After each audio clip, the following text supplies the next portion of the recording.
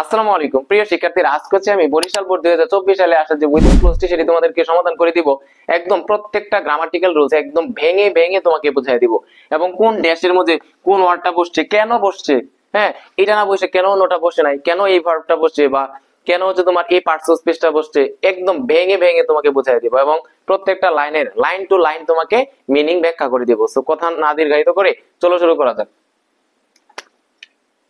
দেখো, লক্ষ্য করো, when a girl, যখন হচ্ছে একটা মেয়ে gets married, যখন হচ্ছে একটা মেয়ে কি হয়ে যায়, বিবাহিত হয় আর কি, she usually drop out, সে সাধারণত কি করে, ঝরে পড়ে অফ স্কুল, সে কি করে, স্কুল থেকে ঝরে পড়ে, যখন হচ্ছে একটা মেয়ের কি হয়ে যায়, বিয়ে হয়ে যায়, তাই না। and begins, এবং হচ্ছে শুরু হয়, কি শুরু হয়, ফুল টাইম ওয়ার্ক, সার্বক্ষণিক কাজ, in her in-laws household, ball in-laws মানে হচ্ছে তোমার শ্বশুর বাড়ি, হাউসহোল্ড মানে হচ্ছে গৃহস্থালীর কাজকর্ম আর কি। বলতেছে একটা মেয়ের যখন হচ্ছে বিবাহ হয়ে যায়, একটা মেয়ের যখন কি হয়, বিবাহিত হয়, তখন হচ্ছে সে সাধারণত স্কুল থেকে ঝরে পড়ে, এবং হচ্ছে তার সে শুরু করে, তার শুরু হয় কি, শুরু হয় ফুল টাইম ওয়ার্ক, সে সার্বক্ষণিক একদম সকাল ঘুম থেকে উঠে একদম সন্ধ্যা পর্যন্ত একদম সার্বক্ষণিক তার কি করা হয়, কাজ করা শুরু হয়ে যায়। কিসের কাজ করে, সে গৃহস্থালীর কাজ করে আর কি, বাড়ির কাজ করে। ইন দা ইন-লস হাউস, তার শ্বশুর বাড়িতে, শি ইজ মার্জিনালাইজড, মার্জিনালাইজড মানে হচ্ছে তোমার অবহেলিত হওয়া, মার্জিনালাইজ মানে হচ্ছে কি, অবহেলিত, মানে তার শ্বশুর বাড়িতে সে কি হয়, সে অবহেলিত হয়, তাকে ওইভাবে কেউ কি দেয় না, ট্রিট করে না, বা তাকে ওই রকম গুরুত্ব কেউ দেয় না, সে মার্জিনালাইজ হয়, হ্যাঁ অবহেলিত হয়। সে dash vulnerable to all forms of abuse, abuse মানে হচ্ছে তোমার অপব্যবহার, অত্যাচার বা নির্যাতন, যেটাই বলো না কেন।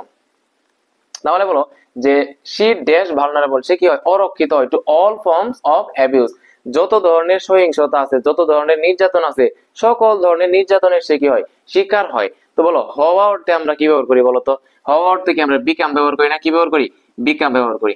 এবার বলতো এটাকে আমি কি কোনো গ্রামাটিক্যাল চেঞ্জ করতে হবে কিনা বলো।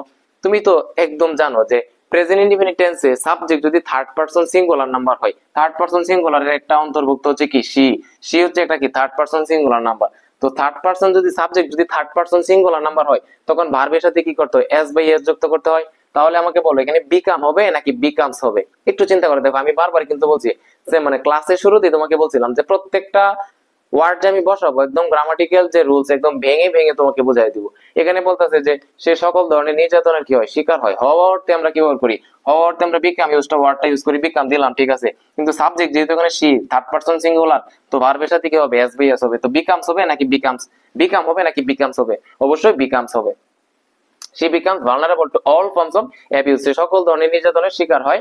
ড্যাশ ডাউরি রিলেটেড ভায়োলেন্স, মানে যৌতুক রিলেটেড, যৌতুক সম্পৃক্ত যে নির্যাতন আছে বা সহিংসতা আছে, এটা সহ যত ধরনের অ্যাবিউস আছে, সকল ধরনের অ্যাবিউসের শিকার হয়, নির্যাতনের শিকার হয়। তাহলে বলো সেই ডাউরি রিলেটেড যে সহিংসতা, এটা সহ, ডাউরি রিলেটেড সহিংসতা সহ সকল ধরনের নির্যাতনের সে শিকার হয়। তো সহ অর্থে আমরা কোন ওয়ার্ডটা ইউজ করি বলতো, ইনক্লুডিং একটা ওয়ার্ড আছে, কি ওয়ার্ড আছে, ইনক্লুডিং। ইনক্লুডিং মানে কি, সহ,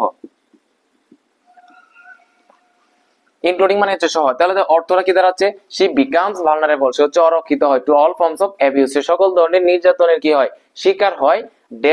ইনক্লুডিং ডাউরি রিলেটেড ভায়োলেন্স, যৌতুক রিলেটেড যে সহিংসতা আছে ওইটা সহ যত ধরনের অ্যাবিউজ আছে, সকল ধরনের অ্যাবিউজের সে শিকার হয়। এরপরে দেখো ইন বাংলাদেশ, বাংলাদেশে ইট ইজ স্টিল, এটা হচ্ছে এখনো dash for bride's family, brides মানে হচ্ছে তোমার কনে, ব্রাইডস ফ্যামিলি মানে কি, কনের যে পরিবার, টু পে ডাউরি, ডাউরি দিতে হয়। Dash the practice being illegal, এই যে প্র্যাকটিসটা, এই যে যৌতুক দেওয়ার যে প্রথাটা, এটা তোমার মানে কি বলে, ইলিগেল মানে অবৈধ হওয়া সত্ত্বেও এখনো হচ্ছে তোমার কি, বাংলাদেশের বেশিরভাগ কনের পরিবারকে কি দিতে হয়, তোমাকে যৌতুক দিতে হয়। একটু লক্ষ্য করো তাহলে তুমি পারবা। বাংলাদেশে it is still dash for bride's family, bride's ফ্যামিলির জন্য এটা এখনো কি, এটা হচ্ছে তোমার এখনো সাধারণ, বা এটা হচ্ছে তোমার কি সচরাচর দেখা যায়। তো সাধারণত আমরা কি ব্যবহার করি, কমন ওয়ার্ডটা ইউজ করি, কি ব্যবহার করি, common, C O double O M O N, common. In Bangladesh, বাংলাদেশে ইট ইজ স্টিল কমন, এটা এখনো হচ্ছে কি কমন মানে সাধারণ, যেটা সবসময় দেখা যায়। কাদের ক্ষেত্রে দেখা যায়, ফর এ ব্রাইডস ফ্যামিলি, একটা কনের পরিবারের জন্য, টু পে ডাউরি, ডাউরি দিতে দেখা যায় কোথায়, বাংলাদেশে, এবং এটা সচরাচর দেখা যায়, যেটা হচ্ছে মেয়ে পক্ষ ছেলে পক্ষকে যৌতুকটা দিয়ে থাকে। Dash the practice being illegal, বাংলাদেশে দেখবা যৌতুক নিরোধক আইন আছে, এটা হচ্ছে তোমার কি অবৈধ। এটা সরকারিভাবে অবৈধ করা সত্ত্বেও এখনো বাংলাদেশে প্রায় বেশিরভাগ পরিবারের মেয়ে পক্ষকে কি দিতে হয়, ছেলে পক্ষকে যৌতুক দিতে হয়।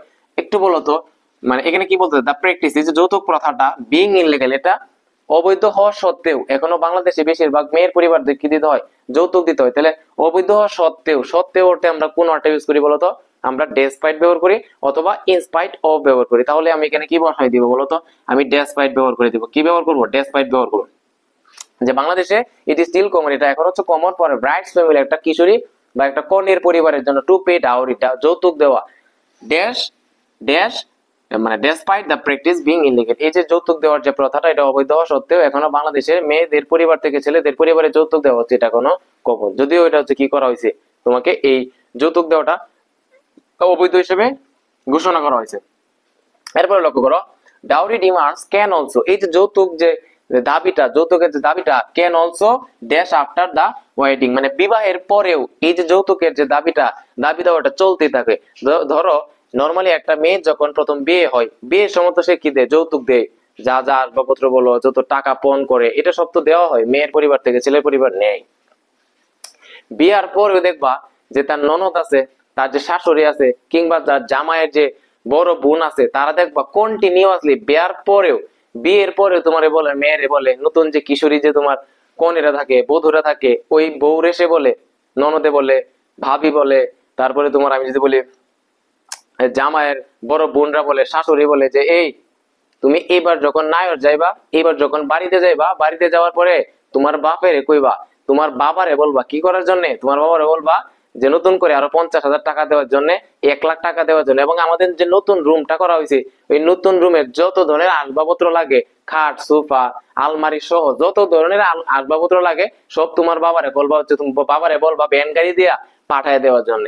বিয়ার সময় তো তোমার যৌতুক দিছে, তো দিছেই, তোমার ছেলেরে বিয়ে করাই আনছি, বিয়ার পরেও তোমার বাবার কি দিতে হবে, যৌতুক দিতে হবে, আমাদের পণ দিতে হবে, আমাদের নতুন করে যত আসবাবপত্র সব নিয়ে আসতে বলবা, এবং সাথে 50,000 টাকা আনবা, একটা গরুর হাড়ি রাখবো আমরা, একটা গরুর হাড়ি বলতে একটা গরুর বাছুর কিনবো, ঠিক আছে। তো এইভাবে দেখবা কন্টিনিউয়াসলি তোমার শাশুড়ি, ননদ, বড় বোন, জামাইয়ের বড় বোন, এগুলা তোমার মেয়েরে তোমার হচ্ছে তোমার কি করতে থাকে, অ্যাবিউজ করতে থাকে, বারবার তোমার এগুলা করতেই থাকে যৌতুক। এই জন্য এখানে কথাটা বলতেছে যে ডাউরি ডিমান্ড, যৌতুকের যে চাহিদা, can also dash after the wedding, বিবাহ, ওয়েডিং বলতে হচ্ছে বিবাহ, বিবাহের পরেও যৌতুকের যে মানে চাহিদাটা, এটা তোমার কি থাকতে পারে, এটা চলমান থাকতে পারে। তাহলে তো চলমান থাকা, এটার ভার্ব ফর্মটা কি বলতো, চলমান থাকা মানে কি, কন্টিনিউ না, কন্টিনিউ মানে কি চলমান থাকা, কন্টিনিউ। তাহলে দেখো ডাউরি ডিমান্ড, যৌতুকের যে দাবিটা, যৌতুকের যে দাবিটা ক্যান অলসো, এটা চলমান থাকতে পারে, can also continue after the wedding, বিবাহের পরেও যৌতুকের যে দাবিটা সেটা চলমান থাকতে পারে। একটু লক্ষ্য করো তো, ক্যানটা হচ্ছে একটা মডেল অক্সিলারি, ক্যান একটা কি মডেল অক্সিলারি, বলো তো মডেল অক্সিলারি পরে ভার্বে কি বসে, বেস ফর্ম, তো কন্টিনিউ তো সেখানে বেস ফর্মে আছে, এটা কি চেঞ্জ করার দরকার আছে না, তাহলে কন্টিনিউটা এখানে কন্টিনিউ থাকবে। For an adolescent dash, even if her in-laws house are supportive, there are dash greater health risks in terms of dash and childbirth. একটু ভেঙে ভেঙে আমি তোমাকে বোঝাই, লক্ষ্য করো। দেখো এখানে বলা হইতাছে ফর অ্যান অ্যাডোলেসেন্ট, একটা কিশোরী ড্যাশ, একটা কিশোরী কি, কিশোরী, একটা কিশোরী কনের জন্য, একটা কিশোরী কনের জন্য। তাহলে কনে অর্থে আমরা কি বলবো বলতো, কনের ইংলিশ কি, ব্রাইড, কি একটা ব্রাইড মানে হচ্ছে কনে। তাহলে ফর অ্যান অ্যাডোলেসেন্ট ব্রাইড, একটা কিশোরী কনের জন্য, even if her in-laws are supportive, যদিও তার যে শ্বশুর বাড়ির যে মানুষগুলো আছে, শ্বশুর বাড়ির যে মানুষগুলো আছে ওগুলো যে সাপোর্টিভ হয়, কি হয়, সহায়ক হয়। যে বাড়িতে বিয়ে হয়েছে, কিশোরী মেয়েরে বিয়ে দিছে, যে বাড়িতে বিয়ে দিছে, ওর তোমার শ্বশুর বলো, শাশুড়ি বলো, সকল মানুষ যদি কি হয়, সবাই সাপোর্টিভ হয়, তাকে সাপোর্ট করে, মেয়েটাকে সহায়তা করে, যদিও সাপোর্টিভ হয়, হ্যাঁ, যদি সাপোর্টিভ হয়, there dash greater health risk in terms of dash and child birth. এটার কি আছে, যদি ফ্যামিলির অন্য মানুষ যারা আছে সবাই সাপোর্টিভ হয়, কিন্তু যে সমস্যাটা হয়, ওই মেয়েটার কি থাকে, হেলথ রিস্ক মানে কি, স্বাস্থ্য ঝুঁকি, তার স্বাস্থ্য ঝুঁকির মাঝে কি থাকে, একটা গ্রেটার একটা ঝুঁকি থেকেই যায়, তাই না, রয়েছে বা থেকে যায়, এরকম আর কি। ইন টার্মস অফ কি কি ক্ষেত্রে, of dash and child birth, কি কি তাকে সমস্যা হয়, কি কি ক্ষেত্রে সমস্যা হয়, তার একটা হচ্ছে শিশু জন্মদানের সমস্যা হয়, আবার হচ্ছে তোমার কি মানে গর্ভধারণেও কি হয়, সমস্যা হয়। তাহলে বলো ইন টার্মস অফ কি কি ক্ষেত্রে, গর্ভধারণের ইংলিশ কি বলো তো, প্রেগন্যান্সি, প্রেগন্যান্ট। তাহলে বলো যে there dash great health risk, একটা স্বাস্থ্য ঝুঁকি রয়েছে, একটা স্বাস্থ্য ঝুঁকি রয়েছে। তো থাকা অর্থে আমরা নরমালি ইংলিশে দুইটা ওয়ার্ড ইউজ করি, থাকা অর্থে দুইটা ভার্ব, একটা হচ্ছে ইজ আর একটা হচ্ছে কি আর, হ্যাঁ। দেয়ার হেয়ার দেয়ার এর পরে রয়েছে অর্থে, হেয়ার দেয়ার এর পরে রয়েছে অর্থে, থাকা অর্থে আমরা ইজ অথবা আর কি করি, ব্যবহার করি। এখন দেখো এখানে যেহেতু যে দেয়ার ড্যাশ গ্রেটার হেলথ রিস্ক কি রয়েছে, স্বাস্থ্য ঝুঁকি রয়েছে, একটা বিরাট স্বাস্থ্য ঝুঁকি রয়েছে, রয়েছে অর্থে আমরা কি হয় ইজ ব্যবহার করবো না কি ব্যবহার করবো, আর ব্যবহার করবো। এখন দেখবো আমি এখানে ইজ হবে নাকি কি হবে, আর হবে, একটু খেয়াল করো। আমি যেহেতু তোমাকে বলছি একদম ভেঙে ভেঙে বোঝাই দিব, তুমি যদি যত লো কোয়ালিটি স্টুডেন্ট হও না কেন বা এভারেজ কিংবা হাই লেভেলে যাই স্টুডেন্ট হও না কেন, সবাই এটা খুব সহজে ব্যবহার বুঝতে পারবো আর কি। একটু দেখো তো, হেয়ার দেয়ার যদি কখনো, হেয়ার এবং দেয়ার যদি কখনো কি হয় সেন্টেন্সের শুরুতে থাকে, এরা কি সাবজেক্ট হিসেবে কাজ করে। এদেরকে দেখে কি আমরা ভার্ব বসাই, এদেরকে দেখে কি ভার্ব বসাই, কখনোই না। ভার্ব বসায় কাকে, হেয়ার দেয়ার এর পরে ভার্বের পরে যে তোমার নাউন বা প্রনাউন থাকে, নাউন অথবা যে প্রনাউন থাকে ওইগুলা থেকে কি বসে, ভার্ব বসে। যদি নাউনটা বা প্রনাউনটা সিঙ্গুলার হয় ভার্বটা সিঙ্গুলার হয়, যদি নাউন বা প্রনাউনটা প্লুরাল হয় ভার্বটা কি হয়, প্লুরাল হয়। তো আমি তো এখানে দেয়ার দেখে ভার্ব বসাবো না, দেয়ার দেখে কি ভার্ব বসাবো না, ভার্বটা বসাবো আমি হচ্ছে এই যে হেলথ রিস্ক, এখানে সাবজেক্ট কেটা আছে গ্রেটার হেলথ রিস্ক। রিস্ক যে ঝুঁকি কি একটা ঝুঁকি নাকি অনেকগুলা ঝুঁকি দেশে পড়ে, তো ঝুঁকি কি মানে কি, রিস্ক বলতে কি এখানে প্লুরাল না। তো এখানে যেহেতু নাউনটা কি আছে প্লুরাল আছে, তার মানে সাবজেক্টটা কি, ভার্বটা কি সিঙ্গুলার হবে নাকি প্লুরাল হবে। এখানে বলো তো এখানে আমি ইজ দিব নাকি আর দিব, অবশ্যই কি হবে, আর হবে। আর যদি এখানে রিস্ক না থেকে শুধু রিস্ক থাকতো তখন আমি কি দিতাম, ইজ দিতাম। ঠিক আছে, তো এখানে কি হবে, এখানে আর হবে। একটু আবার আমি সেন্টেন্সটা বলি। ফর এন অ্যাডোলেসেন্ট ব্রাইড, একটা কিশোরী কনের জন্য, even if her in-laws supportive, যদি তার শ্বশুর বাড়ির মানুষ সবাই, যত মানুষ আছে সবাই যদি কি হয়, সহায়ক হয়, সাপোর্টিভ হয়, হ্যাঁ, they are dash a greater health risk in terms of pregnancy and child birth, তার যে গর্ভধারণ, তার যে তোমার শিশু জন্মদান, ওইখানে কি আছে, একটা বিরাট স্বাস্থ্য ঝুঁকি রয়েছে, স্বাস্থ্য ঝুঁকি রয়েছে। রয়েছে অর্থে আমরা হেয়ার দেয়ারের পরে নরমালি আর অথবা কি ব্যবহার করি, ইজ ব্যবহার করি। এখন আর হবে নাকি ইজ হবে, এটা ডিপেন্ড করতেছে আসলে এই যে হেয়ার দেয়ারের পরে যে নাউনটা আছে এটার উপরে। যেহেতু এখানে রিস্ক মানে কি প্লুরাল, এই জন্য আমি কি ব্যবহার করছি, আরটা ইউজ করছি। আমি দেখো কত সুন্দর করে বিশ্লেষণ করে দিছি। এরপরে দেখো লক্ষ্য করো, the majority of adolescent dash and their families are uninformed or insufficiently dash about reproductive health and contraception। একটু দেখো আমি ভাঙে ভাঙে তোমাকে বলি কথাটা। দ্য মেজরিটি অফ অ্যাডোলেসেন্ট মানে সংখ্যাগরিষ্ঠতা কিসের, adolescents dash and their families, adolescent যে তোমার কনেগুলা থাকে, নতুন যে বিয়ে হয় কিশোরী বধূগুলা, তাদের এবং তাদের যে পরিবারগুলো আছে তারা কি হয়, আনইনফর্ম মানে তারা অজ্ঞাত থাকে বা অনবগত থাকে। কি থাকে, অবগত মানে একটা জিনিস সম্পর্কে তারা কি থাকে না, জ্ঞাত থাকে না, অনবগত থাকে।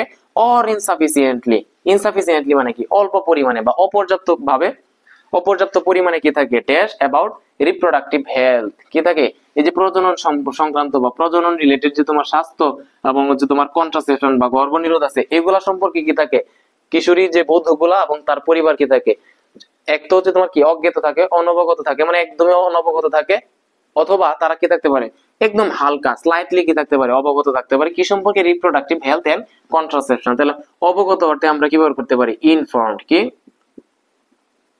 ইনফর্ম মানে কি অবগত। একটু লক্ষ্য করো তাহলে, the majority of adolescents and their families মানে সংখ্যাগরিষ্ঠতা, কিসের সংখ্যাগরিষ্ঠতা, কিশোরী বধূ বা কিশোরী কনে এবং তাদের পরিবার।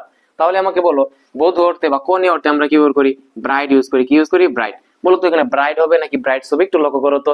এই যে কিশোরী যে বধূ, এর কি একটা বধূর কথা এখানে উল্লেখ করতেছে না, যত কিশোরী বধূ আছে সকলকে বোঝাচ্ছে, যত কিশোরী বধূর পরিবার আছে সকল পরিবারকে বোঝাচ্ছে। তাহলে আমাকে বলো যেহেতু বধূ আরে একটা না, অনেকগুলা বধূ, অনেকগুলা কনে, এই জন্য কি আছে, এই ব্রাইডটা কি হয়ে গেছে, ব্রাইডস হয়ে গেছে। The majority of adolescent brides, কিশোরী বধূ এবং তার পরিবারের যে সংখ্যাগরিষ্ঠতা, তারা বেশিরভাগ সময় কি থাকে, আনইনফর্ম থাকে, অনবগত থাকে, অজ্ঞাত থাকে। হয়তোবা অনেক সময় জ্ঞাত থাকতে পারে, সেটা কি হইতে পারে, ইনসাফিসিয়েন্টলি বা অপর্যাপ্ত পরিমাণে কি থাকে, তার অবগত থাকে। কি সম্পর্কে অবগত থাকে, অ্যাবাউট রিপ্রোডাক্টিভ হেলথ, প্রজনন সংক্রান্ত যে স্বাস্থ্য এবং গর্ভ নিরোধ সম্পর্কে। The maternal mortality মাতৃমৃত্যু হার rate for adolescents is double the national rate, যে ন্যাশনাল জাতীয় তো একটা মৃত্যু হার আছে, ওইটার ডাবল হচ্ছে কোনটা, মাতৃমৃত্যু হার। এই যে কথাটা বলতেছে, the maternal mortality rate যে মাতৃমৃত্যু হার for adolescents কিশোরীদের যে তোমার মাতৃমৃত্যু হার is double, এটা হচ্ছে ডাবল, দ্বিগুণ, the national rate জাতীয় মৃত্যু হারের দ্বিগুণ। কারা, কোনটা, কিশোরীর যে মাতৃমৃত্যু হার আছে। দেখো একদম ভেঙে ভেঙে তোমাকে একদম প্রথম থেকে শেষ পর্যন্ত তোমাকে ব্যাখ্যা করে দিছি, ঠিক আছে। আমার নরমালি হচ্ছে আমি তোমাকে এটা বলতেই পারি, আমার ক্লাসের একটা স্পেশালিটি তুমি যেটা পাবা যে প্রত্যেকটা জায়গায় আমি ভেঙে ভেঙে বুঝাই দিই, এবং তুমি মিডল ক্লাস স্টুডেন্ট হও, লো কোয়ালিটি স্টুডেন্ট হও কিংবা অ্যাডভান্স লার্নার হও, যাই হও না কেন, সবার জন্য ক্লাসটা হচ্ছে ইফেক্টিভ, এবং আমি চেষ্টা করি যত সহজ ওয়েতে তোমাকে বুঝাই দেওয়ার জন্য।